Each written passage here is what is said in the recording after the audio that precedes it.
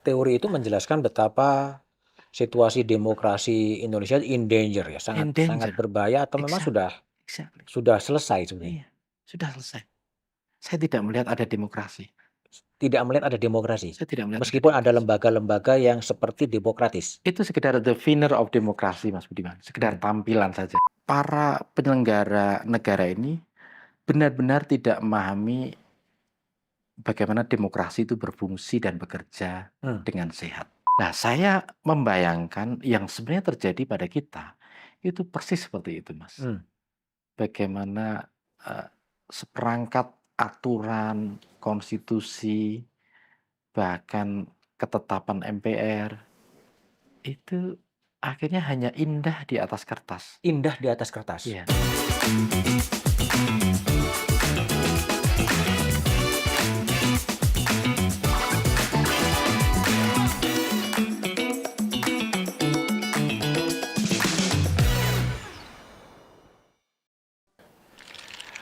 Back to BDM hadir lagi dalam suasana berbeda, dalam tempat yang berbeda. Sebuah program yang mungkin akan berbagi kegelisahan, membicarakan soal republik di ruang publik. Memang banyak sekali peristiwa-peristiwa yang mungkin bagi Anda sekalian menimbulkan tanya, menimbulkan kegelisahan. Apakah itu soal korupsi, apakah itu soal bagi-bagi kekuasaan.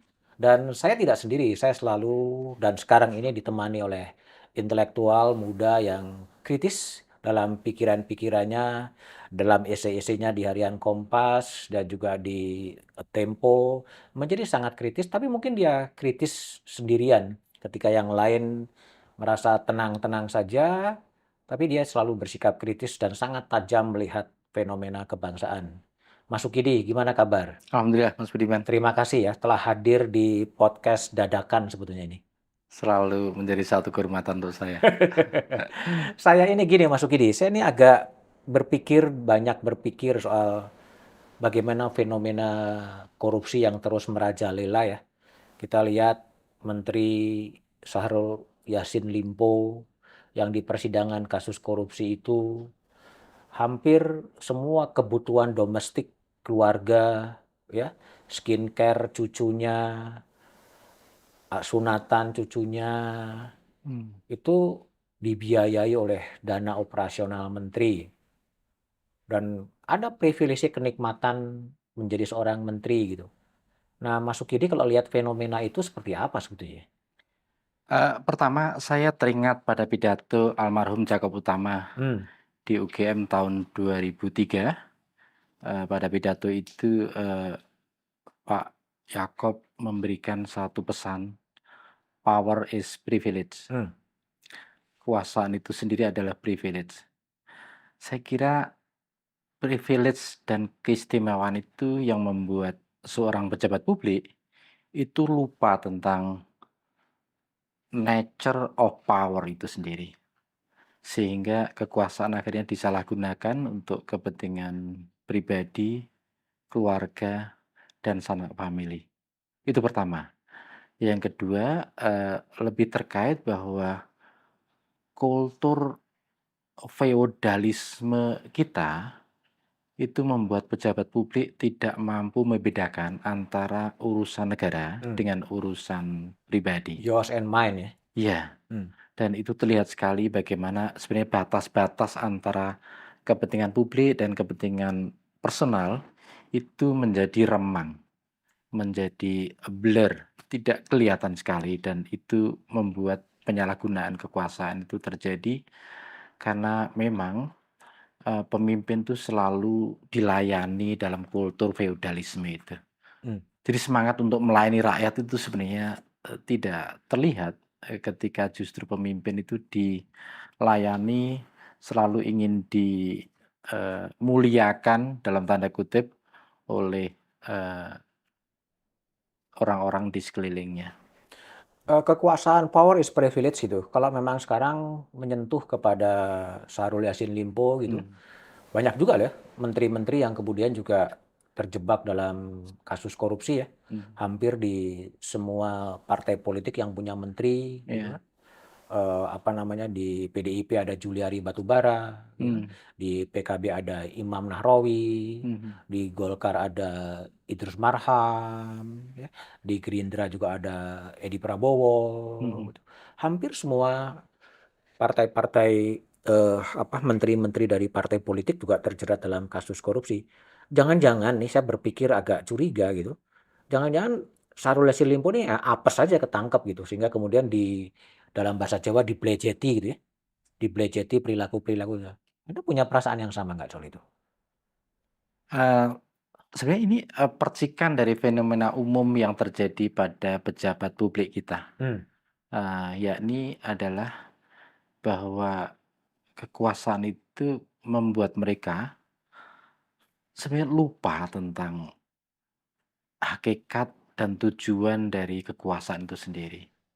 Dan saya tidak melihat bahwa mereka menjiwai hal-hal dasar yang diteladankan oleh ibu dan bapak pendiri bangsa. Hmm. Sehingga bagi mereka kekuasaan itu ya akses pada sumber daya negara, akses ekonomi, akses, pada juga relasi dengan oligarki, sehingga mereka memanfaatkan seluruh kekuasaan itu untuk memperkaya diri.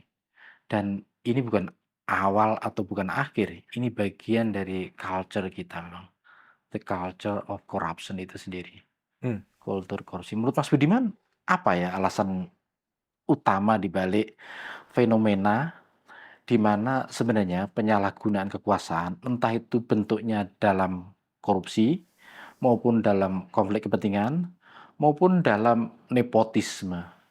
Apa yang bisa menjelaskan fenomena ini, kenapa ini begitu menjadi budaya dalam tradisi kita? Ya kalau saya lihat apa, korupsi ini karena greedy ya, karena Mhm, memang rakus gitu, iya, rakus sehingga, ketika power is privilege itu mhm, bagaimana kemudian peluang-peluang itu kemudian dimanfaatkan untuk, iya, mengeruk apa yang bisa dikeruk gitu loh. Sehingga iya, iya, kalau menggunakan apa yang sering dikatakan oleh Pak Yakob, iya, iya, bahwa ya ini kultur feodalisme mhm, tidak mhm, bisa dibedakan antara yours and mine. iya, iya, iya, Ini iya, milikku atau mhm, ini milikmu. Itulah mhm, mungkin kelemahan-kelemahan dalam, tradisi atau kultur di Indonesia, iya, sehingga hanya yang menjadi menarik adalah kenapa kemudian ketika kekuasaan ini atau sistem politik ini sudah menjadi dulu otokrasi dan mhm, sekarang menjadi demokrasi meskipun demokrasinya diragukan gitu, eee, tetap aja terjadi korupsi gitu. Nah ini yang iya, menjadi pertanyaan banyak pihak sih sebetulnya, iya, apakah memang DPR-nya tidak berjalan melakukan mhm, pengawasan, apakah kemudian irjennya, inspektorat jenderalnya iya, kemudian juga tidak berjalan. mhm, Tapi anehnya, kemudian Badan Pemeriksa Keuangan gitu, yang memeriksa keuangan negara juga memberikan sebuah opini bagus mhm, terhadap Kementerian Pertanian yang terbukti kemudian korupsi, korup, iya, sehingga ada disfungsi di iya, lembaga-lembaga negara. Gimana? iya. Saya ingin menambah satu poin, ketika, Mas Budiman merujuk pada Pak Yakob tentang kultur feodalisme. Sebenarnya ada satu lagi penjelasan, mengapa, korupsi, kolusi, dan nepotisme itu begitu merajalela dalam kehidupan kita, antara lain karena menurut Pak Yakob bahwa ada budaya malu yang hilang. Hmm. Dan ini menjadi keprihatinan besar karena apa? Karena ketika rasa malu itu hilang, maka yang terjadi adalah penyimpangan-penyimpangan moral itu dibenarkan dan menjadi kewajaran baru. Eee, Terkait dengan budaya rasa malu inilah kenapa Indonesianis yang begitu cinta pada Indonesia, seperti Ben Anderson itu, eee, menggalakkan dan menggelorakan long life shame itu. Hmm. Rasa hidup malu untuk selamanya, Hmm. ketika terjadi penyimpangan-penyimpangan moral, entah dalam bentuk kejahatan korupsi, maupun dalam bentuk praktek-praktek penyalahgunaan kekuasaan itu telah menjadi kebiasaan umum gitu. Jadi, kita perlu membudayakan rasa hidup malu selamanya karena ketika terjadi krisis rasa malu dalam kehidupan kita. Nah nah kenapa, eee, tidak berfungsi Hmm. meskipun ini udah zaman Hmm. demokrasi, otoritarisme, sudah lewat, kenapa praktek ini terjadi? Saya melihat ada sejumlah faktor, Mas. Sebenarnya saya melihat lebih faktor budaya. Hmm. Lagi-lagi seperti yang menjadi, pisau analisis dari almarhum Jakob Utama. Eee, Orang memahami demokrasi itu sekedar Proses prosedur aja. prosedural. Prosedur, ada mekanisme pemilu, ada partai politik, ada KPU, ada pengawas Bawaslu, dan seterusnya. Tapi orang lupa bahwa ini semua sebenarnya sekedar ornamen demokrasi, Hmm. yang sebenarnya tidak berfungsi dengan baik karena tidak ditopang dengan, norma demokrasi yang tidak tertulis itu sendiri. Nah, norma demokrasi yang tidak tertulis yang oleh Profesor Saiful Lewitsky dan Daniel Ziblatt disebut sebagai unwritten norms of demokrasi, itu tidak ditegakkan gitu. Dan norma demokrasi yang tidak tertulis inilah yang sebenarnya disebut oleh Pak Yakob sebagai satu budaya, Hmm. satu culture yang mestinya ini menjadi penopang demokrasi. Nah, culture yang saya maksud misalnya terkait dengan, bagaimana habit of the mind and habit of the heart ini, terkait dengan pikiran yang demokratis, perilaku yang demokratis, tapi juga budaya demokrasi ini nggak tumbuh sebagai satu budaya yang egaliter di Indonesia. Yang terjadi adalah feodalisme dan juga terutama Mas Budiman ya, hubungan antara negara dengan masyarakat sipil ini tidak seimbang. Hmm. Karena apa? Karena salah satu prasyarat penting bagi tegaknya demokrasi, itu adalah ketika negara dan masyarakat sipil itu equal, setara gitu. Nah, selama ini negara itu tumbuh menjadi satu kekuatan yang begitu kuat dan hegemonik, Hegemonik. menguasai hampir semua sektor kehidupan masyarakat. Negara melalui kekuasaan yang begitu ekonomik menguasai kelompok agamawan, menguasai kelompok intelektual, menguasai kelompok bisnis, menguasai aktor-aktor, dalam demokrasi itu sendiri. Sehingga, akhirnya demokrasi kita tidak tumbuh dengan baik gitu. Tapi gini, kalau memang kita bicara demokrasi gitu, sebetulnya kan kalau kita lihat percakapan elit ya yang Hmm, muncul gitu, jangan-jangan pemahaman soal demokrasi itu ya berbeda-beda sih. iya, Jadi setuju. memang tidak ada semacam even di konstitusi gitu, Hmm, kan nggak ditemukan kata demokrasi. mhm Yang mhm. ada adalah demokrasi dalam kata sifat gitu. Mhm mhm. Dipilih secara demokratis Mhm gitu kan, mhm. dan perekonomian, dilakukan dengan secara demokratis pula gitu. Iya iya. Tetapi what the meaning of democracy, jangan-jangan Mhm. orang punya pemahaman yang berbeda-beda. Iya iya. Misalnya kita nge-podcast, itu Iya, tanda negara demokrasi, betul ya betul. kan? Iya, Orang bebas berpendapat, seolah-olah itu demokrasi. seolah-olah Iya, demokrasi. menarik itu Mas Budiman. Pemilu juga kemudian, participation-nya juga tinggi, menunjukkan demokrasinya Menarik bagus gitu kan. menarik menarik. Tapi pertanyaannya apakah memang ada akar, demokrasi di Indonesia ataukah ini memang seperti yang Supomo katakan, Nah, negara kekeluargaan gitu. iya iya. Sebetulnya negara kekeluargaan dan, presiden kemudian sebagai bapak dari keluarga besar ini, keluarga Iya besar Republik Indonesia gitu. iya. Itu, sejujurnya observasi yang, begitu tajam dan detail, terutama mengingatkan saya pada fakta bahwa demokrasi itu juga tidak termaktub dalam tradisi di Amerika. Para pendiri Amerika itu tidak pernah menggunakan kata demokrasi. Hmm. Yang ia gunakan adalah republik itu sendiri. Republik. Iya. Nah, saya dari pertanyaan Mas Budiman, dari curiosity, rasa ingin tahu tentang sebenarnya di mana sebenarnya letak akar demokrasi dalam tradisi kita, itu persis mengingatkan saya bahwa para pendiri Amerika juga tidak menggunakan demokrasi. Dan tetapi fondasi dasar demokrasi itu bisa kita lacak dan bisa kita letakkan dalam satu aspek. Salah satunya adalah, eee, bagaimana ketika negara itu harus disandarkan pada hukum. Mmm, Itu pertanda republik demokratis. rule of law. Ya, karena apa?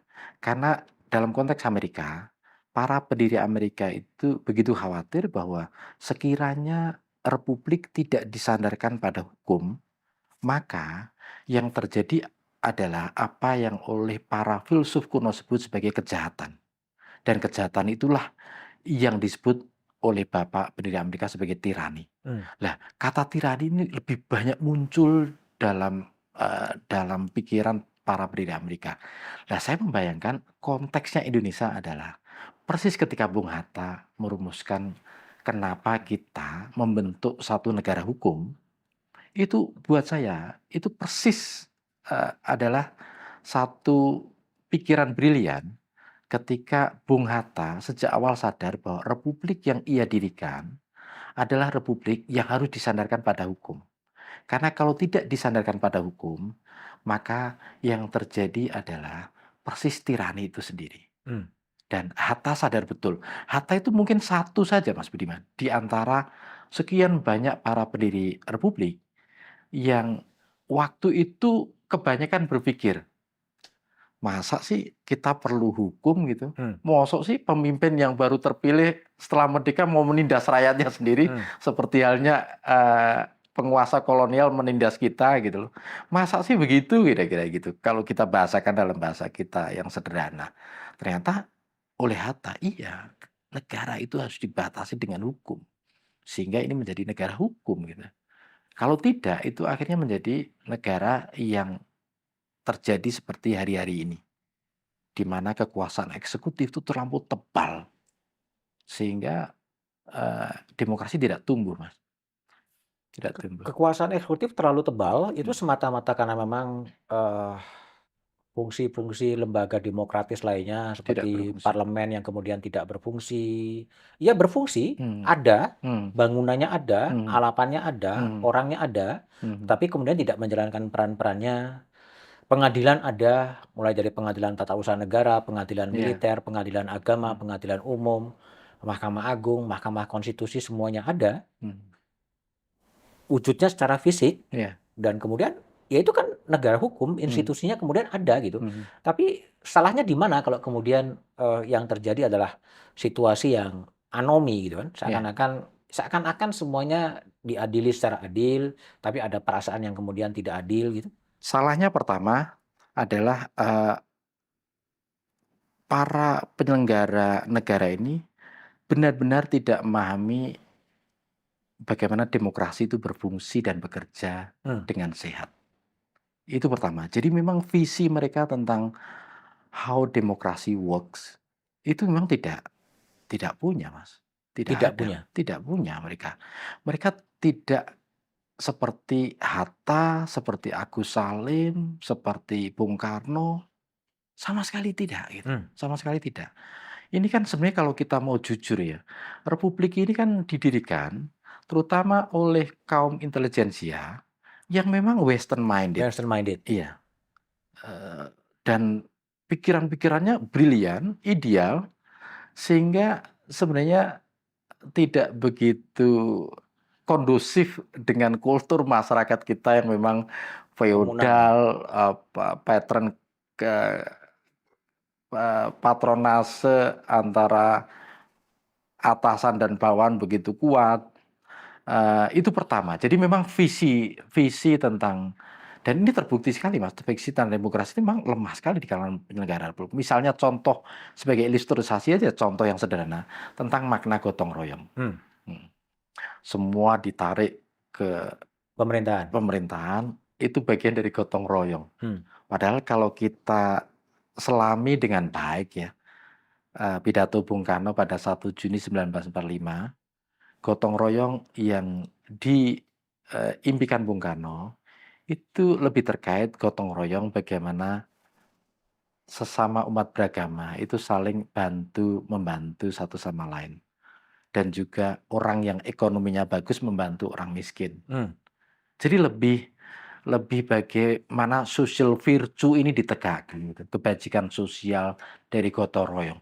Lah, oleh pemimpin sekarang, gotong royong itu ditelikung Hmm. menjadi satu instrumen seolah-olah itu bagian dari pengamalan Pancasila Hmm. untuk dipakai sebagai senjata untuk menarik semua mereka di pemerintahan.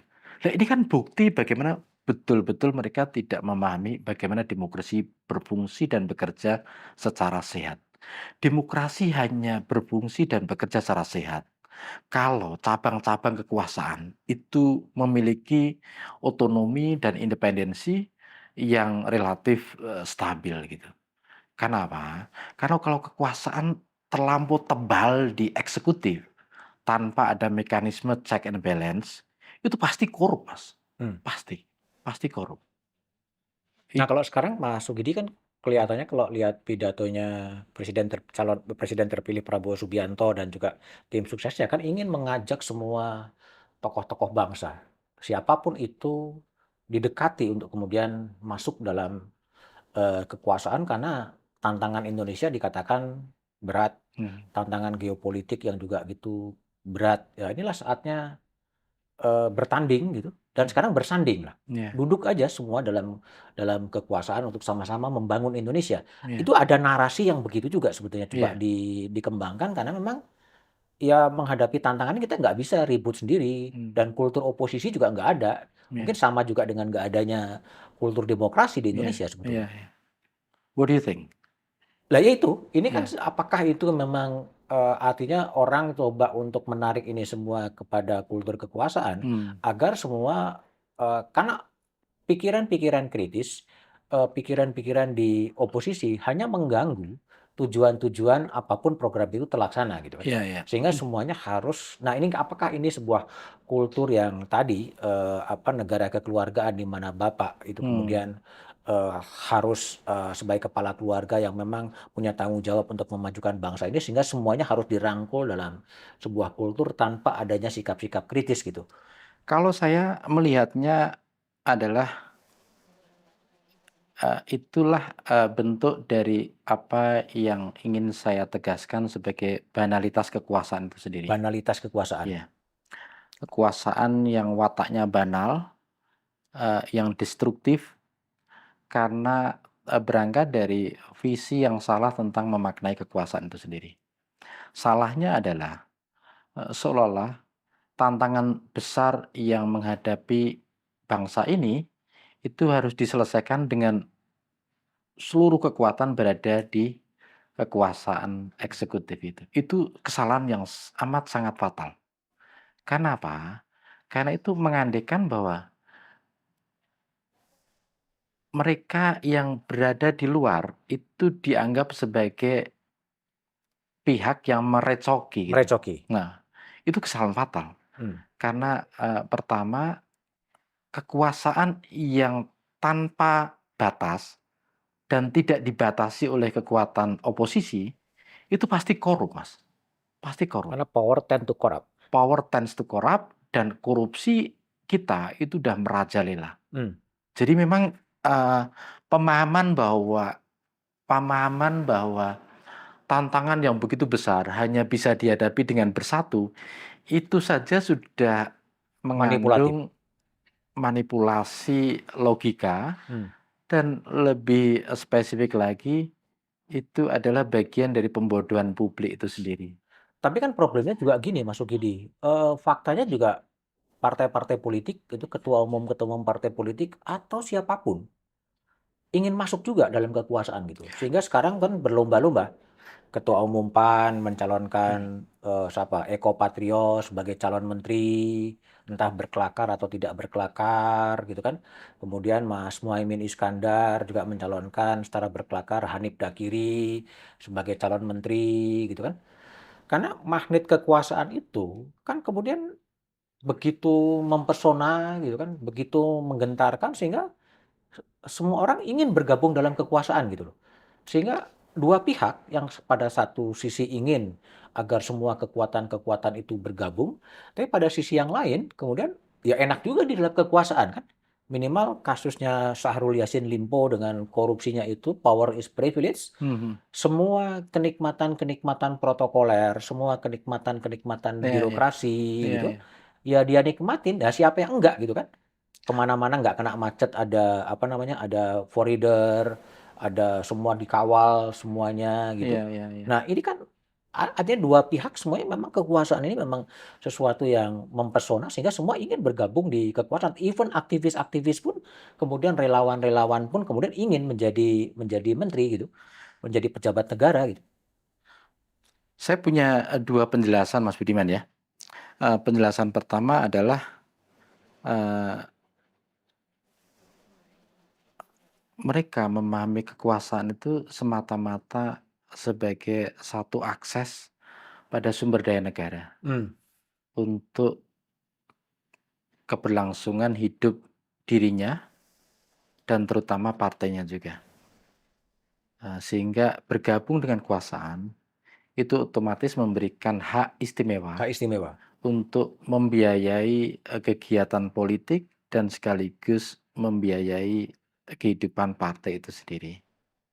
Atau sebaliknya, penjelasan kedua, yang mereka khawatir berada di oposisi adalah karena ada satu presiden dengan tidak bergabung pada kekuasaan, maka kemungkinan lain adalah partai ini akan dipersulit Hmm. ruang geraknya. Dan itu menodai prinsip-prinsip dasar demokrasi yang oleh Profesor Stephen Levitsky dan Danny Ziblatt disebut sebagai mutual toleration itu sendiri. Hmm. Karena toleransi timbal timbal balik itu tidak tumbuh dalam kehidupan demokrasi kita. Sehingga mereka yang berada di luar kekuasaan itu akan mengalami perlakuan yang diskriminatif terkait dengan keutuhan partai, terkait dengan akses sumber daya partai itu sendiri, pasti diperlakukan secara diskriminatif dan itu secara perlahan membuat partai tidak bisa tumbuh dengan, sehat.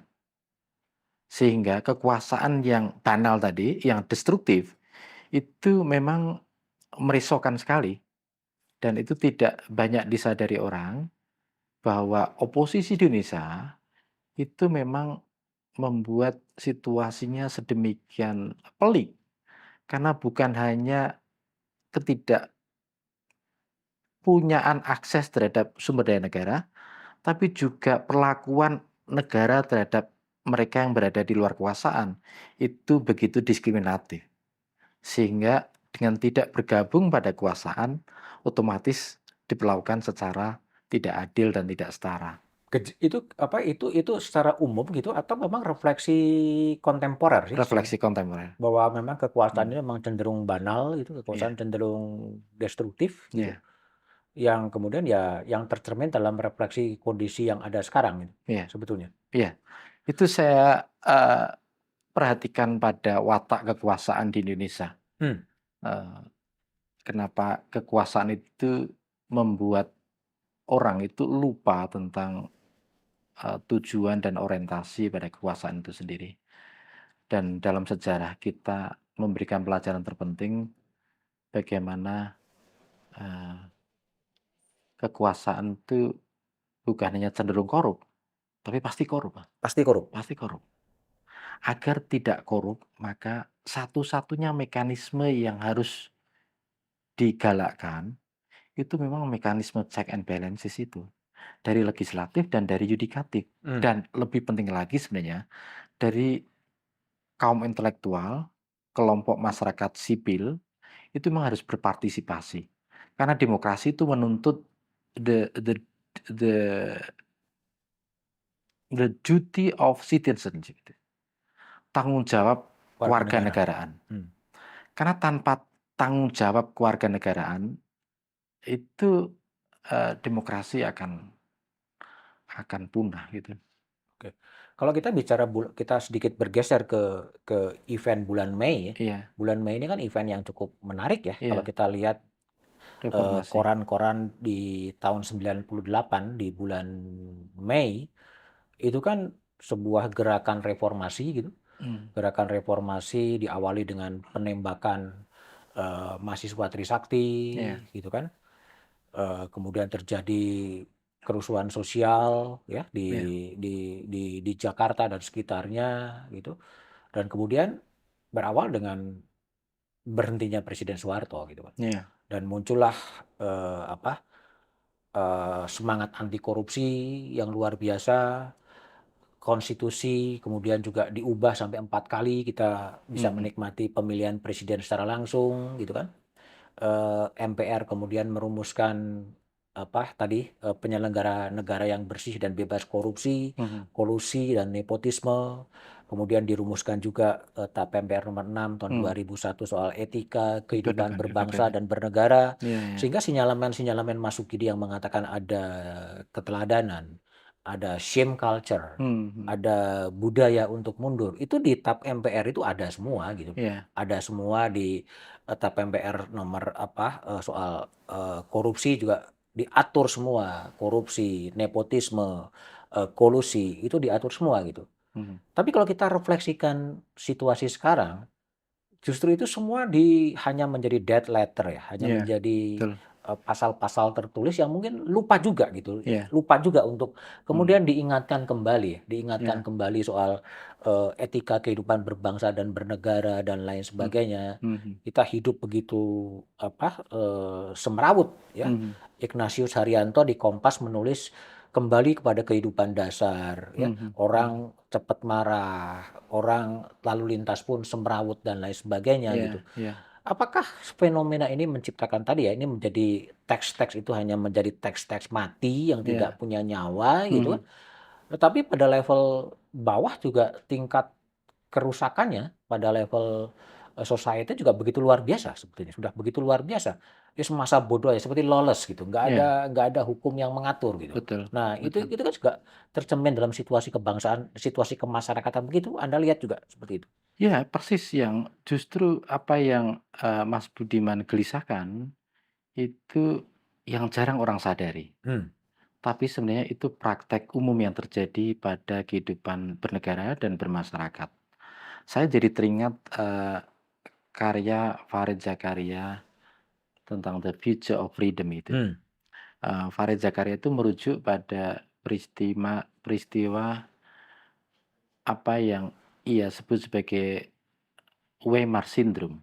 Weimar syndrome, Ya, jadi sindrom konstitusi Jerman Jerman. yang memang didesain secara cantik, secara indah, secara luar biasa, tetapi akhirnya tidak kuasa untuk menaklukkan fasisme dan nasisme di Jerman itu sendiri. Sehingga konstitusi ya tinggal, eee, sehelai kertas Selai kertas. yang tidak punya, eee, daya paksa untuk merubah masyarakat. Nah, saya membayangkan yang sebenarnya terjadi pada kita, itu persis seperti itu, Mas. Hmm.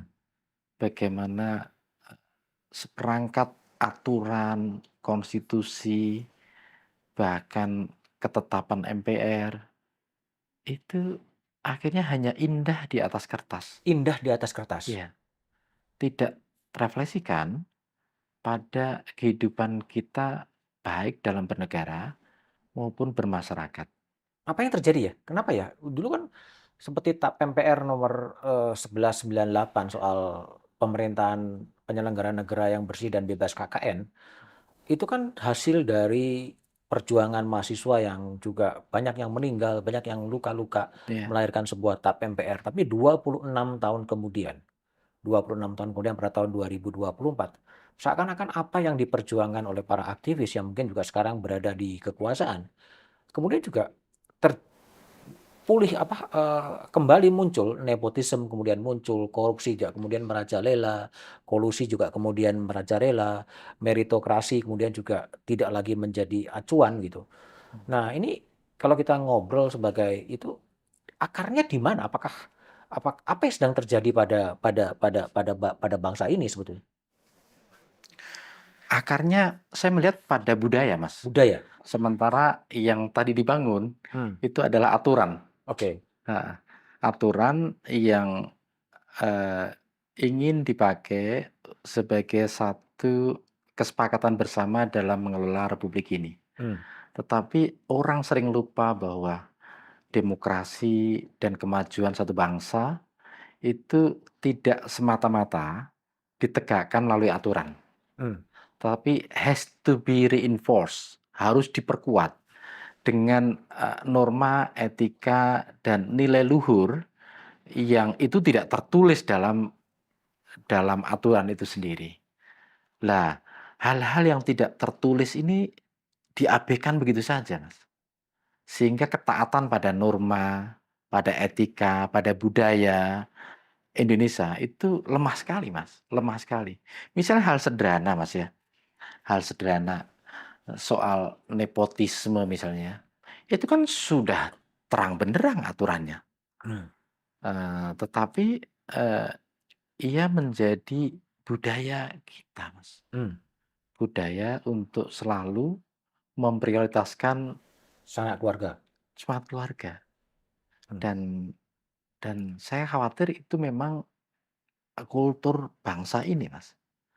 Bahwa sayang keluarga itu jauh lebih diutamakan daripada keberpihakan pada negara, pada bangsa, dan pada seluruh rakyat Indonesia. Jadi memang kita mengalami krisis keteladanan yang luar biasa. krisis keteladanan. Iya, saya yakin sekali bahwa pikiran-pikiran mulia dari Bung Hatta, dari Bung Karno, dari Agus Salim, dari Syahrir, itu tidak terekam dalam memori kolektif pemimpin maupun masyarakat kita. Hmm. Tapi kalau kita baca juga di konstitusi itu kan negara Indonesia adalah negara hukum, Mhm, ada penegasan lagi, iya, bukan negara kekuasaan. betul, Asumsinya hukum itu kan memang harus ada kekuasaan yang menegakkannya gitu. iya, Ya, tanpa betul, kekuasaan yang menegakkan ya hukum akan menjadi dead letter saja. betul, betul, Tanpa ada polisi yang bekerja dengan cukup baik, mhm, ya tidak akan ada mhm, kemudian tindak pidana yang pelaku tindak yang kemudian ditangkap gitu. betul, betul, Nah, problemnya adalah kepada para penegak hukumnya yang kemudian tidak bisa secara lugas menegakkan hukum karena tadi apakah karena krisis keteladanan mhm, atau karena, problem apa gitu. Nah, kalau refleksinya masuk ini problemnya adalah pada tadi kan Weimar ya, Weimar Constitution itu kan juga teksnya mhm, bagus, iya, konstitusi bagus, tap mhm, MPR bagus, mhm, tap mhm, MPR etika kehidupan berbangsa bernegara mhm, clear, jelas, kalau iya, dalam bahasa Jawa tuh cetha welo-welo. mhm, Kalau mhm, memang kamu berbuat salah, ya kamu mundur. iya, iya, Jangan-jangan itu terlalu jauh ya. mhm, Tidak ada budaya mundur di Indonesia ini gitu. Yang penting maju terus aja gitu kan. iya, Seorang ketua Mahkamah Konstitusi yang kemudian juga sudah Anwar Usman yang sudah divonis oleh Majelis Etik melakukan pelanggaran berat dicopot sebagai ketua MK, divonis lagi tegur tulis, bertahan aja dia. iya. Nah, ini apa yang sedang sedang sedang apakah juga tadi cermin dari sebuah krisis keteladanan yang sangat-sangat dalam sebetulnya? Iya, itu memang, krisis keteladanan moral, Hmm, memang susah sekali mencari, sosok negarawan di republik ini. hmm, Yang abadi adalah, keserakan yang tak terbatas itu sendiri. hmm, Sebenarnya penebalan kekuasaan eksekutif itu kan bagian dari keserakan itu sendiri. hmm, Bahwa, kekuasaan yang selalu ingin terkonsentrasikan pada satu orang atau segelintir orang, atau hanya elit yang berada di sekitar kekuasaan, itu kan bagian dari keserakan itu sendiri, Mas. hmm, Sehingga ini membunuh semua tertib bernegara yang sebenarnya diletakkan oleh ibu dan bapak pendiri bangsa. Dan saya teringat pada pesan Paus Fransiskus hmm, bahwa Keserakahan itu adalah sumber dari segala kejahatan. Itu pertama, Mmm, keserakahan. Yang sebenarnya lebih, tragis Mas Budiman ya, ada satu kultur pemujaan terhadap apa yang juga disebut oleh Paus Fransiskus tidak lama setelah, beliau, memegang amanah mulia itu sebagai apa yang disebutnya sebagai the idolatry of money itu sendiri, mmm, penyembahan terhadap uang itu sendiri, penyembahan akan berhala uang ya? kan berhala uang ya. Sehingga berhala uang dan kalau kita mau letakkan satu, faktor baru adalah berhala pada kekuasaan itu sendiri. Berhala pada kekuasaan. Iya, dan saya kira Itu yang sedang terjadi sekarang. saya melihat penjelasannya lebih terkait dengan hal-hal yang tidak tampak secara kasat mata, Mmm, tapi sebenarnya dia visible, mmm. hadir dalam kehidupan kita, yaitu adalah keserakahan dan secara lebih khusus adalah berhala uang dan berhala pada kekuasaan itu sendiri. Dan itu yang sedang terjadi sekarang ya? Iya, iya, Keserakahan akan kekuasaan, iya, keserakahan akan bagaimana mengeruk kekayaan alam sebesar-besarnya iya, untuk mengakumulasikan kekayaan, iya, greedy gitu. greedy. Saya akhirnya melihat sejarah Indonesia itu adalah sejarah yang dikuasai oleh mereka yang serakah itu sendiri. Nah, memang ini penjelasan moral, Mmm. tapi Masih masih itu, masih masih valid kita berbicara moral, berbicara etika di dunia yang serba pragmatis, yang serba jual beli, dol tinuku, kita berbicara soal moral, berbicara soal, etik, berbicara soal value, berbicara soal fatsun, berbicara soal unggah-ungguh dalam dunia yang sudah sangat sangat sangat pragmatis begini sebetulnya. Kadang-kadang ya kita nih, jangan-jangan kita yang terlalu utopi gitu, membayangkan sesuatu yang tidak pernah terjadi dalam kultur di menurut Indonesia sekarang ini. menurut Mas Budiman masih valid nggak ya? Ya nggak tahu, kadang-kadang kan semua hampir Iya, tidak pernah ada pembicaraan-pembicaraan apapun soal etik. iya, iya, iya. Semua berbicara seakan-akan demokratis, Mhm, seakan-akan, sesuai dengan konstitusi, semuanya serba seakan-akan gitu. iya, iya, iya. Serba seakan-akan, sehingga diskursus soal moralitas, diskursus soal etik itu kan kemudian dipersempit dengan apakah itu sesuai dengan hukum atau tidak, Iya, ya kan, betul, sesuai dengan aturan atau tidak gitu. betul, Jadi ada betul. sebuah, pergeseran gitu, pergeseran sehingga kadang-kadang saya juga merasa ngapain juga ngomong etik ya, ngapain Iya, juga soal moral ya, iya, itu kan menjadi sangat berbeda-beda gitu. iya, iya. Gibbon ya salah satu sejarawan dunia, itu menjelaskan mengapa peradaban Romawi jatuh. Mmm, Salah satu penjelasan yang diberikan oleh Gibbon, itu adalah the loss of individual morality. the loss of individual moralities. Moralitas individu itu hilang Mmm, dan the loss of public virtue, mmm, keutamaan publik itu hilang. Itu peradaban Romawi yang sudah cukup panjang usianya, mmm. bisa jatuh karena faktor moralitas yang hilang dalam kehidupan bernegara, dalam kehidupan bermasyarakat. Bayangkan, kita ini negara maju juga bukan, tetapi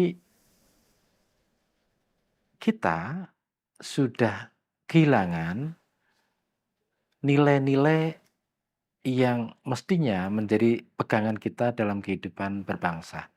Karena apa Mas Budiman? Karena republik ini sebenarnya didirikan persis pada fondasi nilai itu sendiri. Pancasila itu kan fondasi nilai. Mmm, Nilai ketuhanan, nilai kemanusiaan, nilai persatuan, nilai kerakyatan, nilai keadilan. Itu nilai yang membentuk kita sebagai bangsa gitu. Selain nilai, ada juga tentang etika standar penyelenggaraan negara yang tinggi, yang telah ditunjukkan oleh figur negarawan seperti Bung Hatta maupun mmm, Hugeng misalnya. mhm. Eee, itu kan menunjukkan bahwa republik ini sejak awal memang pondasinya adalah nilai, etika, moral yang menjadi pegangan bersama dan ditunaikan secara konsisten gitu loh. Hmm. Nah, kalau sekarang dijalankan dengan mengabaikan nilai dan etika dan moral, itu benar-benar merusak fondasi republik yang telah diletakkan oleh ibu dan bapak dari bangsa. Itu pertama. Yang kedua adalah memang secara fisik kita kelihatan lebih maju Hmm. daripada tahun-tahun sebelumnya. Dari segi infrastruktur, bangunan, jalan, perkantoran, dan seterusnya. Tetapi ingat, kemewahan infrastruktur itu tidak akan bisa tegak tanpa kemegahan jiwa, Hmm. tanpa kemegahan nurani, tanpa kemegahan akal budi itu sendiri. Saya yakin seyakin-yakinnya bahwa kita tidak akan mungkin bisa maju kalau bangunlah jiwanya Bangunlah raganya.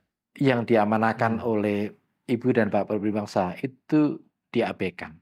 Apa yang terjadi pada korupsi yang terjadi hampir di semua lini, itu persis karena aspek bangunlah jiwanya ini, bangunlah karakternya ini tidak menjadi prioritas dalam pembangunan bangsa. Tapi kan Saya pernah ada revolusi mental, Mas Sukidi, yang dicanangkan oleh Presiden Jokowi di awal, bahkan sebelum pemerintahan menjabat presiden, hmm, kan mencanangkan satu jargon yang cukup cukup cukup mempunyai sebuah iya, menarik dari sisi political marketing nih, iya. revolusi mental gitu. Tapi setelah kemudian 10 tahun, hampir 10 tahun kemudian belum kelihatan juga sebetulnya kerja-kerja dari revolusi mental, Karena revolusi mental itu hanya sebagai jargon politik, Mas Budiman. jargon politik. Iya, tidak menjadi satu, keteladanan dalam penyelenggara negara. Hmm. Karena sebenarnya yang terpenting dalam program itu aspek keteladanan itu. Keteladanan. Ya, saya tidak melihat keteladanan bernegara itu menjadi satu prioritas dalam penyelenggara negara ini. Jadi ada keteladanan yang hilang gitu, ada keserakahan yang mengemuka gitu. Ya, Itu bisa menjadi tanda-tanda awal ambruknya sebuah bangsa ya. kita sudah ambruk sebenarnya Ya enggak lah, dari segi tertib bernegara. titip bernegara. Iya, Hmm. saya punya keyakinan penuh soal itu. Bahwa dari segi tertib bernegara, dari segi demokrasi dan dari segi konstitusi kita ambruk. Tidak ada Bukan Anda terlalu peradaban. pesimis juga melihat kan ternyata Oh, juga saya masih everything is fine, oke, mall masih penuh, orang masih ke pasar, masih kantor masih penuh gitu. saya tidak pesimis Mas Budiman. Saya jujur pada keadaan. Hmm. Nah, coba Mas Budiman ya, amanah ibu dan bapak beli bangsa tentang kecerdasan. Hmm. Kita selalu gaungkan Ya. bahwa kecerdasan kita berada di ranking 130 dunia Hmm. dan terendah di Asia Tenggara. Hmm. Ini memberikan pukulan telak bahwa kecerdasan itu masih tertinggal jauh, bukan hanya dengan negara maju, tapi dengan negara tetangga sekalipun gitu. Hmm. Loh, apakah dengan mengatakan ini saya pesimis? Tidak sama sekali. Hmm. Ini fakta yang harus kita akui secara jujur dan kejujuran untuk mengakui fakta yang brutal ini memberikan inspirasi kita untuk memperbaikinya. Hmm. Itu pertama. Yang kedua terkait dengan misalnya human capital yang menjadi kunci kemajuan satu bangsa. Human capital kita itu berada di angka 114 dunia, di ranking 114 dunia. Ini juga menunjukkan bahwa human capital kita tidak kompetitif dalam bersaing dengan Hmm. dunia global gitu. Dan meritokrasi sekedar ilusi. Segala ilusi. Yang lebih mengkhawatirkan Mas Budiman ya, ini studi akademis misalnya Putnam ya, Robert Putnam di Harvard. Salah satu kemunduran demokrasi di Amerika itu antara lain ditandai dengan the decline of public trust. The decline of public trust. Ya. Dan kita public trust itu rendah sekali terhadap partai politik, Hmm. terhadap lembaga-lembaga demokrasi ini. Hmm. Sehingga eee, lebih baik kita mengakui eee, fakta-fakta yang brutal ini, dengan pengakuan ini kita terpanggil untuk memperbaiki daripada kita Denial. denial dan beretorika bahwa negara kita akan menjadi negara maju 2045 gitu. Tidak ada negara maju yang dibangun di atas fondasi nepotisme. Negara maju bertumpu pada spirit meritokrasi. Karena dengan meritokrasi orang punya kesempatan yang setara untuk berhasil. Tap- Mereka Tapi nepotisme, yang kembali lagi studi atau penelitiannya CSIS juga hmm, mengatakan hampir berapa ya, 76 atau something gitu anggota-anggota DPR ya kerabat, ya, itu buat anak, ponakan, ya, suami, istri, gitu kan, yang semua terpilih secara demokratis. ya. Iya, itu yang membuat kita tidak maju, Mas. Tidak maju, Nah ya, tidak jadi kan maju. ini kan Iya, menjadi semacam gerundelan ya, iya, gerundelan dari masyarakat sipil yang kemudian gelisah melihat kondisi itu gitu. Tapi kan selalu ada counter narasi ya. iya. Ya kalau nggak suka ya jangan dipilih gitu kan. Kan mereka dipilih oleh rakyat. Nah ini kan selalu ada serahkan pada rakyat gitu. Rakyat sudah bersuara Nah, dan itu termasuk pemahaman yang keliru terhadap demokrasi. hmm, Eee, karena saya yakin seyakin-yakinnya bahwa mereka tidak memahami konsep demokrasi, visi demokrasi, dan bagaimana demokrasi bekerja. Kalau semuanya diserahkan pada rakyat, maka yang terjadi adalah situasi di mana meritokrasi, di mana hal-hal yang mestinya ada proses seleksi itu tidak terjadi secara adil dan setara. Ini sekedar ilustrasi untuk memudahkan pemahaman kita. Nah, di Amerika, mengapa demokrasi gagal dalam konteks naiknya Trump ke tampuk kekuasaan? Karena Partai Republik itu tidak menjalankan fungsinya sebagai penjaga gerbang demokrasi itu sendiri. hmm. Dengan meloloskan Donald Trump sebagai capres dari Republik itu sendiri. Mestinya mestinya, eee, gatekeeping demokrasi ini, fungsi partai politik mestinya diaktifkan Hmm. untuk mencegah demagog ketampuk kekuasaan. Karena di Amerika justru fungsi partai politik untuk menyeleksi itu. Nah, kita partai politik tidak berfungsi sebagai seleksi yang ketat terhadap orang, tokoh yang akan dinaikkan ke legislatif maupun eksekutif maupun lembaga-lembaga lain. Sehingga yang terjadi adalah terserah rakyat, terserah rakyat, terserah rakyat. Hmm. Mestinya ada proses seleksi yang ketat berdasarkan prinsip meritokrasi sebagai konsekuensi logis dari komitmen kita pada demokrasi. Hmm. Ada orang yang mungkin bersikap skeptis gitu atau bersikap cynical gitu. Jadi partai politik itu semacam perusahaan pengerah tenaga politisi gitu. Ya. Sebagai orang yang ya seperti PT dalam tanda petik gitu, yang kemudian bisa berpindah-pindah gitu sesuai dengan ownernya gitu. Hah? Itulah makanya demokrasi kita rusak itu. Karena dari semua aspek rusak, Mas. Sudah rusak. Udah rusak. Itu bukan sebuah pandangan yang terlalu pesimistik terhadap. Enggak, memang faktanya rusak, rusak. Mas, saya berikan 3 studi yang terbit tahun 2024. Pertama studi Dan Slater, eee, profesor di Michigan yang menulis, artikel bagus sekali di Journal of Democracy. Yang terjadi mela yang terjadi pada pemilu dan terutama pilpres itu bukan transisi kepemimpinan, Hmm. tetapi kata Dan Slater itu adalah hands over. Hands over. Ya, jadi serah terima Serah terima. kekuasaan. Karena presiden telah menunjukkan penerusnya. Hmm. Itu dari penelitian Dan Slater, terbit di Journal of Democracy. Dan ini menandakan demokrasi dalam bahaya. Ini bukan pandangan pesimis. Hmm. Ini Realistik. pandangan ilmiah, Hmm. pandangan realistik. Yang kedua, ada penelitian Bill Liddell dan Saiful Muzani yang belum terbit, tapi sudah dibagi kepada saya. Yaitu adalah kemerosotan demokrasi ini semakin parah dan rusak karena dua hal. Pertama, perilaku elit yang tidak demokratis. Hmm.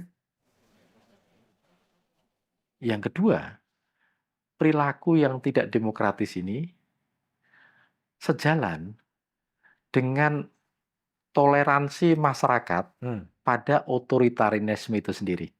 Jadi ini dua aspek berjalan secara Berjalan seiring. simultan, seiring. Udah elitnya berperilaku Tidak secara demokratis. tidak demokratis, dan ketika diserahkan kepada rakyat dengan berbagai manipulasi dan penyalahgunaan kekuasaan dari elit itu, akhirnya rakyat pun menopang Hmm. otoritarianisme itu sendiri. Itu penelitian kedua. Penelitian ketiga, mungkin yang ketiga bisa kita rujuk pada studi Marcus Messner. Messner, tapi bisa juga yang terbaru adalah uh, uh, yang ditulis oleh Margaret Scott di New York Book Review itu sendiri, bahwa demokrasi kita itu sudah corrupted. Sudah corrupted. Ya. Ini loh Mas, ini ditulis oleh orang-orang yang punya integritas, punya tradisi akademik yang mapan, tidak punya kepentingan apapun terhadap Indonesia kecuali setia pada data yang dipegang. Dan kalau saya boleh tambah satu lagi ya dari Jeffrey Winters, yang terjadi adalah pada Indonesia adalah demokrasi kriminal. Demokrasi kriminal. Ya. Jadi empat teori itu menjelaskan betapa situasi demokrasi Indonesia in danger ya, sangat berbahaya atau memang sudah selesai sebenarnya. Iya, sudah selesai. Saya tidak melihat ada demokrasi. Tidak melihat ada demokrasi. Saya tidak melihat meskipun ada lembaga-lembaga yang seperti demokratis. Itu sekedar the veneer of demokrasi, Mas Budiman. Sekedar tampilan saja. Tampilan. Agar kita terkesan sebagai negara demokratis. Loh, Mas Budiman, Hitler itu juga naik kekuasaan melalui instrumen demokrasi. Tapi setelah berkuasa, ya dia membunuh demokrasi. Putin naik kekuasaan juga melalui pemilu. Tapi apa orang mengatakan Rusia negara demokrasi? Donald Trump juga masuk kekuasaan, naik ke tampuk kekuasaan melalui demokrasi. Tapi kan demokrasi di Amerika pada periode Trump itu mengingatkan orang dan bahkan sejumlah sarjana itu persis pada periode Hitler itu sendiri. Yaitu adalah bagaimana tiran populis itu akhirnya naik ke tampuk kekuasaan melalui instrumen demokrasi. Jadi jangan dikira bahwa karena kita punya lembaga-lembaga demokrasi lantas kita demokratis, tidak sama sekali. Justru kita itu tidak demokratis sama sekali. Tidak demokratis. Apakah karena kita punya kebebasan bicara itu lantas demokratis? Tidak sama sekali. Tidak sama sekali. Lalu kapan tren kemunduran demokrasi atau tren regresi demokrasi ini akan bisa selesai gitu dan kembali ada patahan dan kemudian rebound ya? Apa faktor yang bisa membuat situasi ini menjadi rebound lagi? Pemilu sudah selesai, presiden baru sudah terpilih secara demokratis, pegang 58% suara gitu. Gini Mas, saya memberikan syarat kalau mau demokrasi ini mau dihidupkan kembali, ini kan sudah mati kalau menurut Hmm, saya ya, udah mati. Kalau mau dihidupkan kembali, karena ini bukan mayat seperti manusia hmm, yang mati setelah hmm. itu forever dead gitu, tapi ini matinya demokrasi bisa dihidupkan kembali dengan syarat. Syarat pertama adalah eh, cabang-cabang kekuasaan Hmm, itu harus diberikan otonomi hmm. dan tidak saling intervensi. Inilah yang disebut oleh Profesor Stephen Levitsky dan Danny Gilbert sebagai institutional forbearance. Jadi ada kesabaran institusional untuk tidak melakukan intervensi pada lembaga-lembaga lain. Nah, kesabaran institusional ini penting sekali agar cabang-cabang kekuasaan ini bisa bekerja secara benar, secara demokratis. Itu pertama. Yang kedua, syaratnya agar demokrasi hidup itu adalah harus ada kekuasaan yang dibatasi melalui lembaga legislatif dan yudikatif melalui mekanisme check and balance itu. Hmm. Ini kemutlakan, tidak bisa ditawar. Kalau itu tidak terpenuhi, maka demokrasi tidak akan berjalan secara sehat.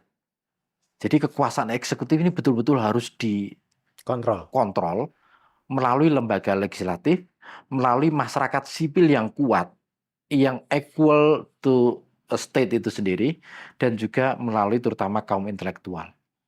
Nah, itu kedua, Mas. Nah, ketiga, yang tak kalah pentingnya, itu adalah menumbuhkan public trust, kepercayaan publik pada institusi-institusi demokrasi dengan cara public trust harus akuntabel itu sendiri. Hmm. Public trust hanya mungkin terbangun kalau lembaga-lembaga ini punya akuntabilitas publik yang bisa dipercaya.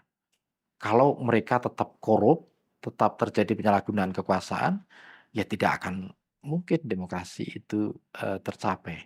Oke. Dan yang keempat terakhir adalah keberpihakan pemimpin untuk memperbaiki kesempatan pendidikan, Hmm. terutama pada kelas bawah. Kelas bawah. Karena saya yakin seyakin-yakinnya, demokrasi tidak akan tumbuh dan berkembang secara sehat kalau masyarakat tingkat pendidikannya Seperti sekarang. masih amat sangat rendah.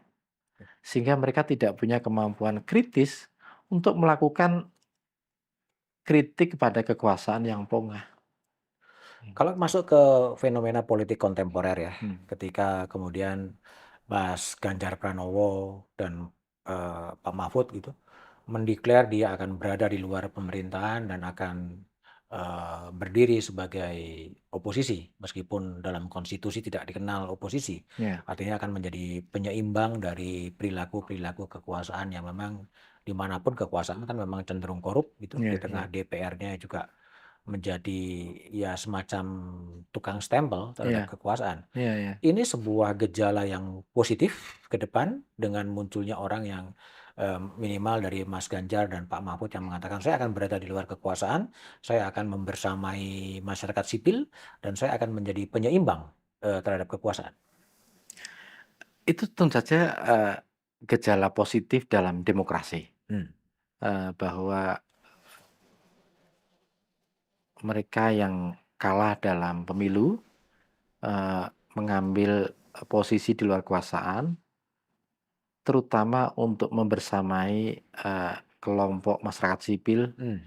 agar bersikap kritis pada kekuasaan yang cenderung korup itu.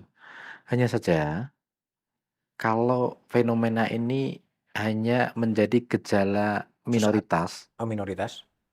dan tidak menjadi tren umum dalam politik kita, maka itu juga tidak akan efektif, Mas. Hmm. Syarat utama demokrasi berfungsi dengan benar itu adalah keseimbangan negara dan masyarakat. Hmm. Nah, yang terjadi adalah negara itu begitu kuat, masyarakat begitu lemah. Sehingga ketidakseimbangan inilah yang membuat negara eee, berubah menjadi tirani kekuasaan karena seluruh elemen dikuasai melalui berbagai instrumen. Mmm, Ada instrumen bagi-bagi jabatan, mmm, ada instrumen bagi-bagi sumber daya alam, ada instrumen bagi-bagi jabatan di dunia kampus, mmm, ada instrumen bagi-bagi pembangunan di kelompok masyarakat sipil. mmm, Sehingga semua instrumen itu sebenarnya justru membunuh demokrasi itu sendiri. mmm. Karena apa? Karena itu membuat mereka akhirnya tumpul ketika berhadapan dengan kekuasaan yang pongah. Oke. Mas Sugidi, kalau tadi nyebut-nyebut Hatta, ya, Agus Salim, Mhm, Hugeng iya gitu kan, apa, Hugeng, Hatta, Agus Salim gitu. Kenapa sih sekarang ini nggak muncul sosok-sosok pemimpin yang asketis ya? Yang kan ini agak agak agak ironi ya, iya sampai Hatta sebagai, wakil presiden pun kemudian ketika dia mau beli sepatu Beli gitu, iya juga nggak bisa gitu kan. iya Lalu ada sosok Hugeng ketika dia dicopot sebagai Kapolri, dia bertemu dengan ibunya mengatakan bahwa tugasnya sudah selesai. Dia mengatakan, ada kejujuran, dengan jujur Anda tetap bisa hidup dengan makan dengan nasi garam gitu, iya iya iya. ya. Dan ada sosok-sosok yang hidup dari kos-kosan ke kos-kosan gitu, kontrakan ke kontrakan gitu. Kenapa sosok-sosok yang seperti sekarang itu, seperti dulu itu nggak ditemukan lagi ya sekarang ya? Ya itu pertanyaan brilian, Mas, brilian karena apa yang Anda ajukan itu sebenarnya menjadi keresuhan Ben Anderson. Heeh, Ben Anderson itu kan ada satu masa di mana, ketika orang-orang Indonesia datang ke heeh, Cornell heeh, dan menghadap dia, Ben Anderson selalu bertanya, "Siapa tokoh mmm, yang Anda kagumi di mmm, Indonesia hari ini?" Gitu heeh, loh. heeh, Yang ditanya itu, Mas, itu garuk-garuk kepala, heeh, lama gitu jawabnya. lama, Susah sekali mencari menjawab, tokoh gitu. mmm, Ketemunya Iwan Fals, Mas. Iwan Fals, Iya, Iwan Fals. mmm, Itu tokoh yang dikagumi lah. mmm, Itu kan menunjukkan satu hal, mmm, bahwa keteladanan, kenegarawanan, itu mengalami krisis yang amat sangat serius itu. mmm, Nah, dalam dalam, karya band itu, ia itu kagum tokoh-tokoh yang persis Mas Budiman sebut. mmm, Kagum pada Hatta, kagum pada Soekarno, kagum pada tokoh-tokoh pergerakan masa itu Agus Salim dan seterusnya gitu. mmm, Eee, itu yang membuat band, dan juga yang membuat Mas Budiman, itu begitu risau. Karena kecintaan band dan kecintaan Mas Budiman pada Indonesia, mmm, itu saya yakin paralel, Mas, mmm, paralel. Eee, dan mengapa, itu yang memang perlu dijelaskan, mengapa kita tidak menemukan kembali mmm. sosok-sosok yang merefleksikan tokoh-tokoh, pendiri republik. Apa menurut Mas Budiman? Saya juga nggak ketemu, tapi memang, apakah memang kemudian tadi ya, ketika band bertemu dengan sejumlah mahasiswa Indonesia dan menanyakan Ah, siapa ah, tokoh hero yang dikagumi dan kemudian mereka susah mencari jawaban, iya apakah kemudian sosok-sosok seperti Hatta, sosok seperti Agus Salim, sosok seperti Hugeng itu kemudian iya sudah lagi tidak, apa ya, tidak didokumentasikan, iya dibumikan bahwa ada iya sosok-sosok yang seperti itu sehingga generasi-generasi baru itu nggak tahu dengan iya kondisi itu gitu. iya iya, Atau memang ya zaman sudah berubah, zaman udah berubah zaman sudah sih. berubah sehingga ibaratnya itu kan, zaman edan gitu, Hmm, kalau nggak ikut edan ya nggak keduman gitu kan. iya iya iya, Zamannya ini korupsi, kalau semuanya sudah korupsi, kalau aku nggak korupsi ya aku nggak akan dapat. Nah, iya iya, jangan-jangan ada sebuah gejala yang seperti itu gitu, iya iya, ditambahi dengan, eee ya kekuasaan yang tidak ingin menegakkan berbagai aturan-aturan itu, sehingga ya tidak muncul Iya iya. hal-hal besar gitu loh, Iya yang ya dilihat menjadi sangat sangat sangat manajerial biasa gitu, iya teknokratik biasa yang terjadi gitu. iya Sehingga nggak muncul orang-orang, tapi mungkin ada juga masyarakat sipil yang bekerja betul dalam diam ya, iya yang iya mungkin media juga belum menemukan iya orang-orang yang seperti itu gitu loh. Nah ini yang iya iya. jadi concern. Saya, ingin menambahkan, satu penjelasan bahwa, eee, mungkin ya, karena Bung Karno, Bung Hatta, Agus Salim itu ikut berjuang Mmm, untuk mendesain Indonesia republik. merdeka, Mhm, membentuk dan mendirikan republik yang situasinya amat sangat menyedihkan karena merasakan bagaimana brutalnya kolonialisme dan bagaimana Indonesia merdeka dengan kemiskinan dan buta huruf yang oke. begitu besar, sehingga panggilan hati untuk selalu berpikir Mmm, memberikan segalanya untuk Indonesia yang masih muda belia, mmm. itu begitu Ada tertanam kuat. emosional ya, Iya, emotional bonding ya, emotional bonding yang yang sangat begitu kuat heeh, antara, tanah air mmm, dan, para pendiri republik ini. mmm, Nah, emotional bonding itu yang saya tidak lihat pada pemimpin-pemimpin hari ini. sekarang Karena mereka menerima Indonesia merdeka yang sudah jadi udah jadi. dan tidak merasa punya keterpanggilan Mmm, untuk, menjiwai perjuangan dari ibu dan bapak pendiri bangsa ketika mereka mendirikan republik.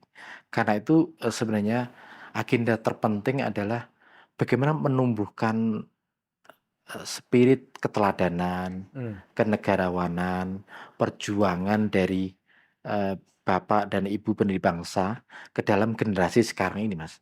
Dan itu tidak terlihat pada pendidikan kita. oke. Mhm, Yang mungkin terakhir, gerundelan terakhir Mas Sukidi. mhm, Ini kan ya apapun Prabowo Gibran akan jadi presiden dan mhm, dilantik pada 20 Oktober 2024 ya.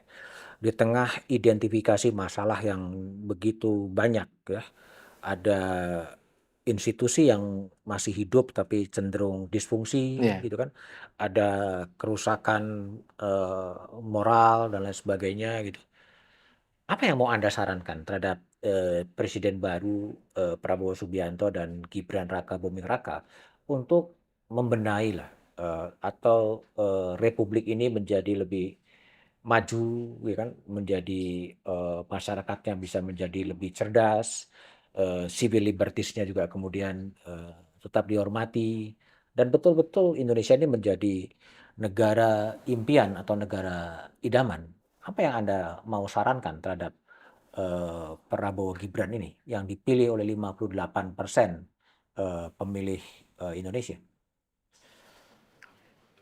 Saya ingin meminta Mas Budiman memberikan saran dulu.